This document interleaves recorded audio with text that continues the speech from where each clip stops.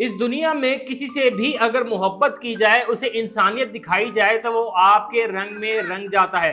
इसकी जिंदा मिसाल ये दुनिया का पहला और वाहिद बोलने वाला कौवा है, जिसको एक खातून जो है वो आज से 3 साल पहले रेस्क्यू करती है।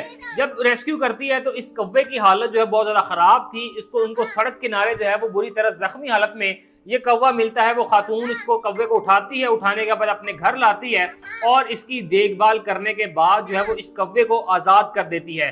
आज़ाद करने के बाद ये कौवा जो है उस खातून का घर जो है, इस घर को अपना घर समझते हुए रोजाना की बुनियाद पर वहां पर आता, वहां से अपना खाना खाता और फिर चला जाता।